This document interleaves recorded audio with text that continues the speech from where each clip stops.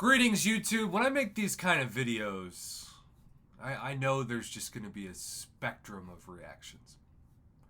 I decided to do something with Onslaught that I wasn't prepared to do with Bullseye.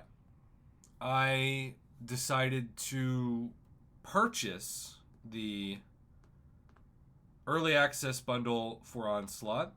I somehow hit the RNG jackpot and naturally awakened him so that he was automatically SIG 20, and I didn't have to use an awakening gem from one of the 10 featured Onslaught Paragon crystals. And he's been great, and he's been even better than I thought he would be, and there have been people who don't ban him, and then I put him on defense in Battlegrounds, and he melts them. But I am now up to Vibranium 2, which for this meta is like the Super Bowl for me. Because I don't believe in victory shields. I don't use victory shields. So, in order to do well enough in Battlegrounds to get out of Vibranium 3, you have to win 5 matches in a row. And I was going to show that, but I'll show this first. Because I want to shout out the 2 people that just whipped my tail. So I lost, and then I won 5 matches in a row.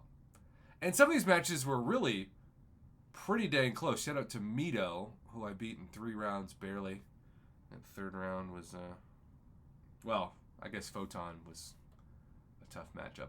But the thing about Valiant that's also kind of brilliant about Kabam is that because it knows you're a Valiant player, it's easier to match you up against Valiant players instead of Paragon. Whereas Paragon, not all Paragon players are the same. There's some that are so close to Valiant, it's like they can taste it. And there are some that just became Paragon and they're nowhere close to even having a rank 5 6-star yet. It's just crazy that that's the same progression title, technically. But tonight, like I always wonder, because Kabam is going to set the final bosses of the month's event quest to be what I call the steroid nodes. They're going to be beefed up, and you're not sure how much of the fight is annoying BS because of the nodes, and how much of the fight is annoying BS because they're just a really good defender that's going to suck to fight.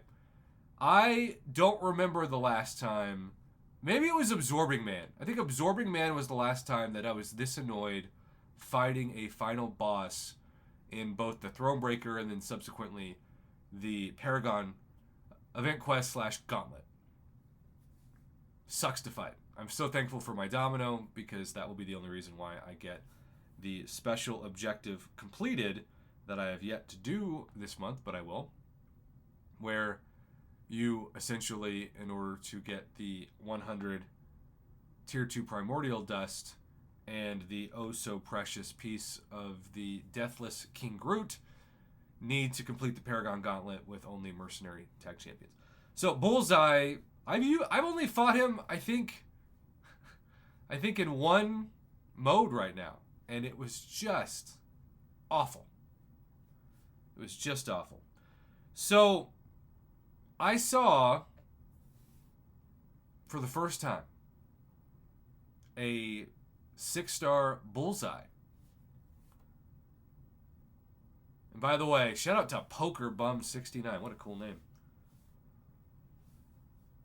I fought him with Shuri. I got, 27% damage about? No, 37%. I should have gone with my original math in my head, dang it. I got 37%-ish damage done, but I was doing everything I could. I wasn't parrying. I was trying to intercept. I was trying to fire specials.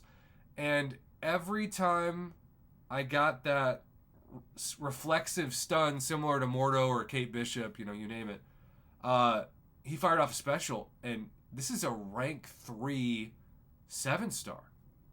And this rank 3 7-star was losing like 30% of her health every time.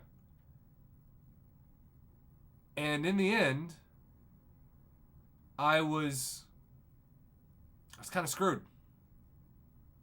I was proud of round 2 getting the best of him with Scorpion as defender, but then I knew at round 3, woo, got killed.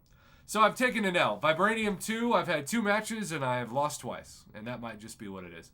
But here's the deal. My guess is that Poker Bum 69 bought that early access bundle and took that champion up. Because why not? Just like I did with Onslaught. Just like he probably did with Onslaught. And so from now on, Valiant players not only have an advantage in terms of these crazy good daily crystals, but they have access to guarantee themselves for $100, which for a lot of players at the top is a drop in the bucket. They're just going to buy the new 6-star every time, maybe twice, and take them to rank 5. They don't have to do the arena, and they don't have to do more crystals than that.